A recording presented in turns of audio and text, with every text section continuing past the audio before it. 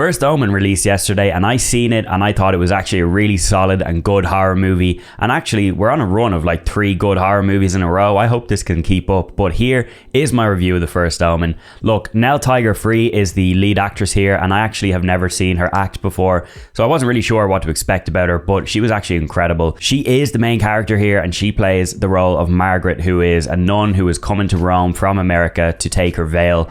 Very similar to Immaculate, if I have to say so. And essentially, as the plot goes on, it turns out that this church that she is in Rome is trying to birth the Antichrist.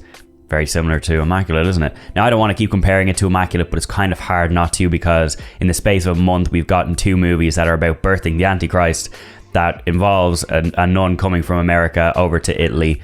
Yeah, maybe it takes away from this movie. We'll discuss it more at the end, but it's actually really solid. It's really well done, and the storyline here is actually very intriguing. Now, I'm not gonna lie, I did find myself quite confused in the first half of the movie. I was like, okay, why is she tripping out like this? What is going on? What does this mean?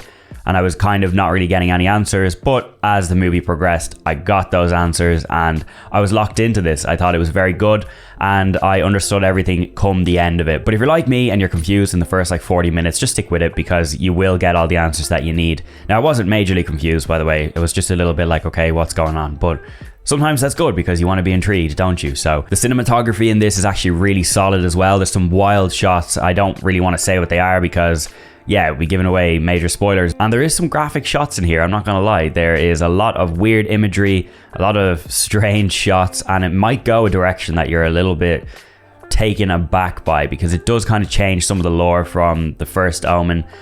Sorry, I'm saying The First Omen because that's the name of this movie. I mean Omen 1 that came out many, many years ago. Look, I think the sound design as well was really well done. The soundtrack was great. There is some scenes, especially in the final 15 to 20 minutes, that I was locked in on, and I think they do a really good job of using the soundtrack to enhance how kind of crazy the scenes are that we're witnessing. And yeah, I just thought it was really solid. It's a very good movie. Go and see it if you want to this weekend. If you're looking for a horror movie, this is gonna fulfill that for you. As I said, we're kind of on a running record of like 3 back-to-back horror movies that have been really good, but I must say, seeing this movie did remind me of Immaculate, and I think it's going to be very hard if you've seen Immaculate to not be seeing the exact same kind of storyline play out here in this one.